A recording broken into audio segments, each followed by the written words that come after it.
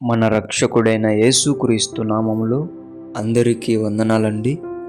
ఈరోజు దేవుని మాటలు రోమీయులకు రాసిన పత్రిక 8వ అధ్యాయం 6వ వచనం. ఆత్మానుసారమైన మనస్సు జీవమును సమాధానమునై ఉన్నది. దేవుని బిడ్డలారా, ఈ లోకములో దేవునితో జీవము కలిగి సమాధానము కలిగి మనం ఉండాలి అంటే మనకు ఆత్మానుసారమైన మనస్సు ఉండాలి. దేవుని బిడ్డలారా, దైవ సేవకులు లేదంటే నీ తల్లిదండ్రులు లేదంటే నీ ఎరుగు పొరుగు వాళ్ళు ఎవ్వరు చెప్పినట్టు నీ మనసును త్రిప్పుకొని నువ్వు వెళ్ళిపోయావు అంటే నీవు జీవములో సమాధానముగా ఉండలేవు.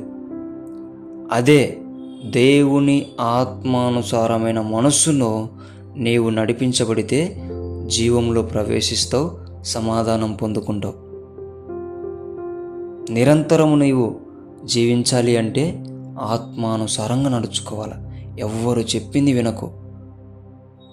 ఆత్మానుసారమైన మనస్సు చాలా అంటే చాలా జీవము గలది, సమాధానము గలది.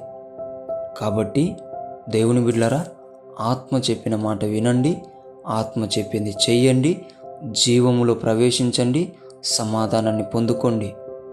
దేవుని ఆత్మానుసారమైన మనసు కలిగి జీవించాలని దేవుని పేట మనవి చేసుకుంటున్నాను. దేవుడి మాటలను దీవించునుగాక. ప్రార్థించుకుందాం.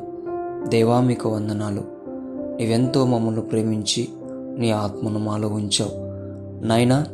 మేము మనుషుల మాటలు కాక వారు చెప్పిన ప్రకారం మా మనసు త్రిప్పుకొనక, వారు చెప్పిందల్లా మేము చేయక, ఆత్మానుసారమైన మనసును మేము కలిగి ఆత్మ చెప్పిన మాట వింటూ నీ చిత్తాన్ని నీ ప్రణాళికలో జీవమును పొందుకొని సమాధానము కలిగి జీవించే బిడలుగా కృప చూపించమని యేసు నామములో ప్రార్థిస్తున్నాం తండ్రి.